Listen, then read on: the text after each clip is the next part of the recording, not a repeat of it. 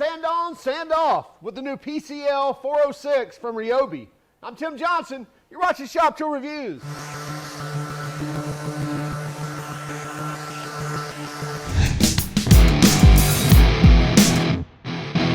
We have RYOBI's brand new 5-inch Random Orbital Sander. I know what you're saying, Tim. RYOBI's had a 5-inch Random Orbital Sander for a long time. Yes, they have, but this is a much better one. 40% less vibration plus more. We're going to go over all of that. So we get a 5-inch pad, hook and loop pad, so you can just slap your disc on there and they're going to stick. Also, we get dust extraction in there. We even get dust collection. We get a dust collection pouch, but how well do those really even work? We'll find that out. We'll even probably hook up a dust extractor to it as well. Now let's go ahead and go over all the features. We'll use it, then we'll come back and talk about pricing, warranty, and what we thought of it. This is the RYOBI PCL406 B for the bare tool. I believe that's the only way you can get it right now, but we should be seeing the kit actually hit the shelves as well, which would include the 4 amp hour battery and a charger. But right now it's the PCL406, and again, B is going to give you that designation for the bare tool. Comes with the dust collector here. It is a 5-inch hook and loop pad with the holes in there to extract dust. Should be able to extract some of that through these holes and put it in the dust bag. I don't expect it to do really well at that, but we'll test that and then we'll switch to a dust extractor and see how it does with that as well. Now this is supposed to be a big improvement over their past 5-inch, and by the way, this is a Random Orbital Sander. They've had a 5-inch Random Orbital Sander, so it's supposed to have 40% reduced vibration as well as being more powerful. You get 10,000 OPM, or oscillations per minute, and I'll cover that here in one moment. When I say Random Orbital Sander, or sometimes you may hear dual action sander, I'll show you what that means here in just one moment. As I mentioned, you get the 5-inch hook and loop pad, which makes sure you get your sanding disc with the holes in it, or you can make a little jig to actually put these holes in it, cut your holes in it, what have you, but you definitely want to run a pad like this or a disc like this so it can pull the dust up through these holes and either dump it in the bag or into your dust extractor and pull all that dust out of there. Right here where the dust collection is, if I pull this off, we get a dust extraction port, which has a, I believe it's 1 1/4 inch internal diameter and a 1 7/8 inch external diameter. Let's go ahead and check that really quick here.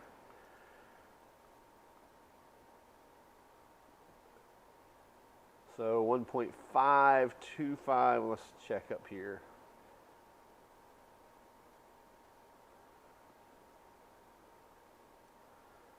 It looks like 1 5/8, not 7/8, and probably inside these ribs here will be 1 1/4. Yeah, it looks like 1 1/4 inside the ribs there, and then maybe in this biggest part, yeah, it's getting close, but still looks like 1 5/8 and not 1 7/8. But anyway, we'll test that on a dust extractor here shortly. Put our dust bag back on, and let's go ahead and throw a pad. By the way, with the sander, you get 3 discs. You get an 80 grit, a 120, and a 220. I'm going to go ahead and just throw the 80 grit on here. And again, as I mentioned, you want to make sure that you're lining up your dust ports with the disc and the pad. Since I'm not looking where you are, I'm not hitting that very well right now. Anyway, that'll do for now. And by the way, the hook and loop holds it very well. It's not going to come off. And what you don't want to do, you don't want any of your pads sticking out beyond this. It's going to ruin that hook and loop on that area of the pad, so make sure you're covering everything. Right here on the front of the tool is our on-off switch. We don't have any speed, so it's just on and off. So basically underneath this rubber membrane, it feels like there's a rocker switch where you can kind of feel that, go in there, and then there.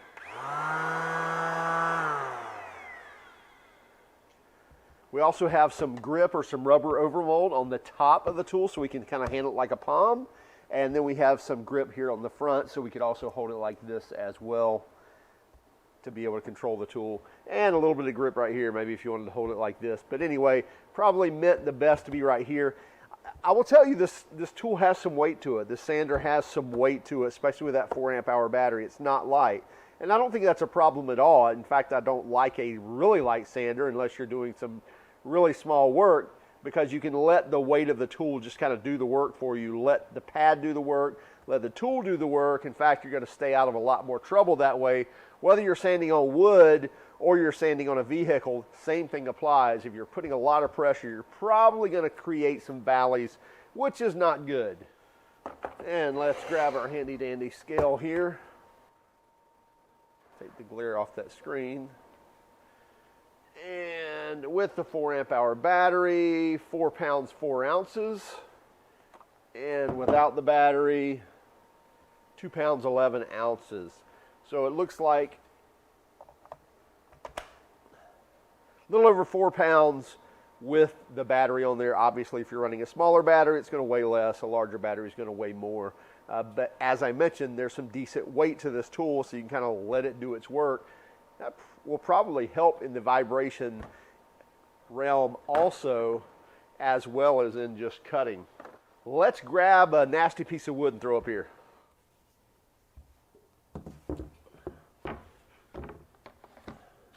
Oh yeah, that should work well. So it's a good nasty piece of plywood. Looks like it could almost give you splinters. Probably could if you really wanted it to. Or in our case, if you didn't want it to, probably give you one like right now.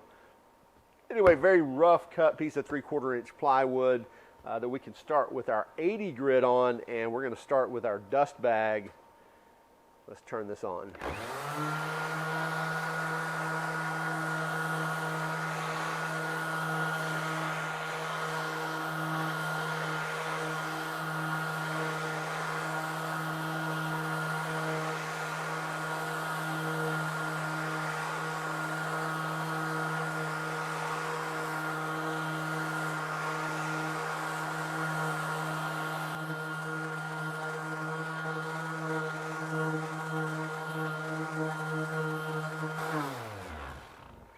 Okay, I was not putting any pressure on that wood. I was literally trying to hold it with 2 fingers. I think I put a third up here just to keep it from wanting to walk back. And it did a lot of the work itself. I would probably apply a little more pressure to get the finish that I want, or to get the performance that I wanted out of this. But let's check out and see what our pad looks like first. And I'll be honest, I'm not seeing a ton of residual. I thought I would see a lot more residual or a lot more dust from our sanding than we did, so it's actually probably collecting more than I thought. Let's just see. Not too bad. So it's probably not catching everything, but it's definitely catching a good amount of that dust, and it's keeping it out of the air for sure. See if we can pick that up. And there is one thing that I noticed already, since we just blew the dust everywhere, is if you don't really shove this bag on, it doesn't want to stay. It just wants to blow that off.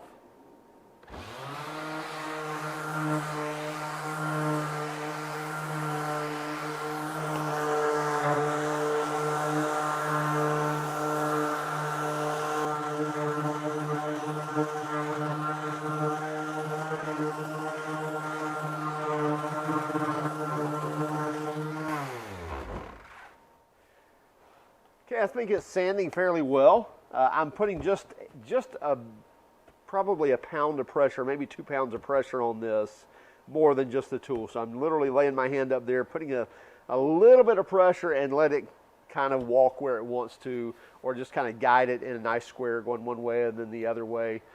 For the most part, just trying to get a nice smooth finish here with that 80 grit. Let me explain what is happening with a random orbital. So in a typical rotary sander, or like a grinder, so a rotary sander, rotary buffer, grinder, what we get is just a circle, right? Where the pad just turns in a circle. Well, that grinds really well and that sands really well rough texture-wise, or kind of a rough finish, but it really starts gouging really bad if you're trying to get a fine finish. So that really doesn't work. So what happens with a random orbital is you get this action here. So you get this action right here where it just kind of does a loop-de-loop and orbits around and round. Well, those are really small orbits, probably a few millimeters. The dual action, or the random orbital, means that not only is it doing these little orbits, but also the pad is spinning like this as well. And so basically you get like this. And the idea is you really never get the same pass. And so it's always kind of mixing up where the sandpaper is going, so you don't get the sanding scratches in the same place every single time like you would in a rotary. So that's what happens with a random orbital. And by the way, a random orbital means this orbit is gear driven, or is kind of a forced, the orbit is, but the rotation is not forced at all. It's random. In other words, it does it just by inertia, if you will, just by the motion of what's happening, and it tends to go round and round and in circles. But you can actually stop that motion. In fact, if I show you here,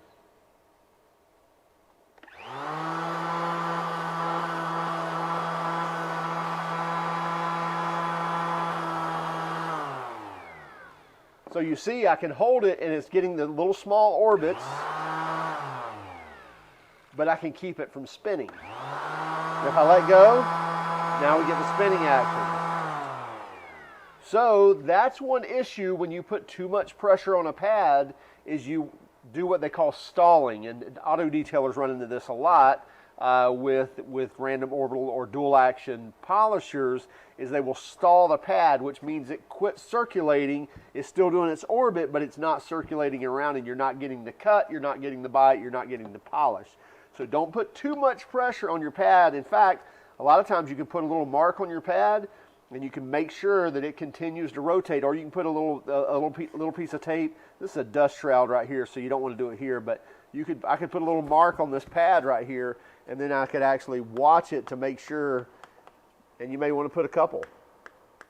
And so then I could watch it to make sure that it's still rotating around. Make sure that it's still rotating around while it's orbiting.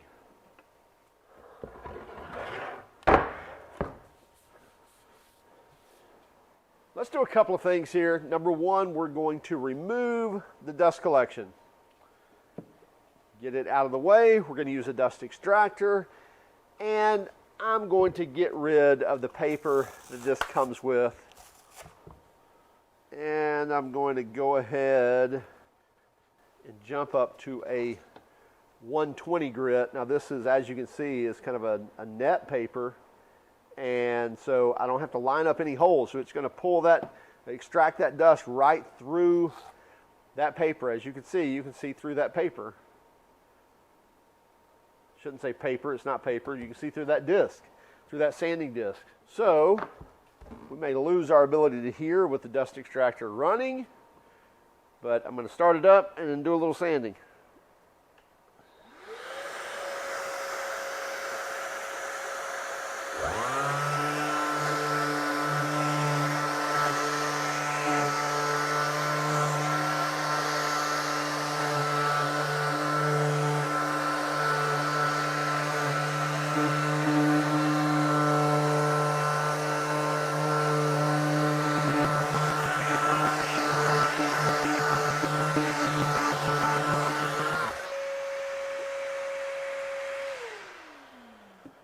Now, I will tell you, not being able to be on top of this, because I'm kind of reaching out here to be so that you're in front of the camera and that I'm not kind of over the top of it.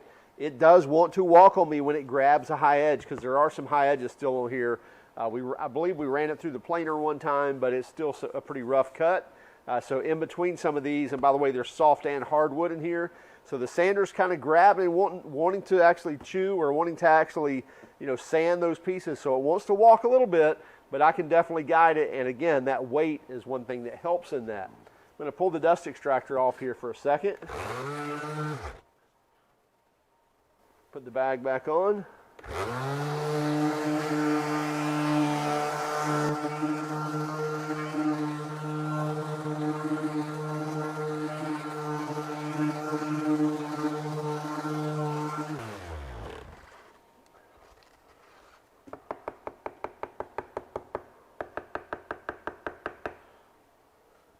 So that's what you would have if you didn't have any type of dust bag, which, by the way, I am not just impressed with this dust bag. I'm very impressed with the dust bag because I thought we would have a lot more that was escaping from this.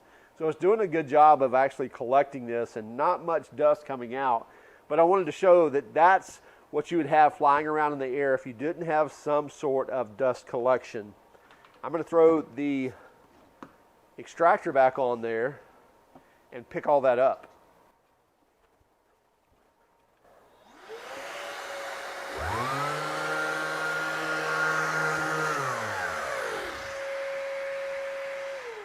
So you see in one quick pass, we picked up all that residual sawdust, at least 95% of it. So that's what a dust extractor will do for you.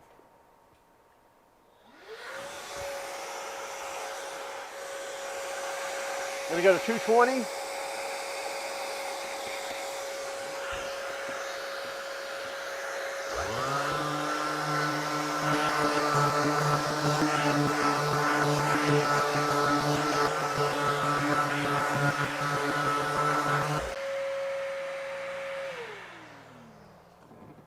Definitely less cleanup when you have a dust extractor running when you're sanding. No residual left on my piece, just some very small dust.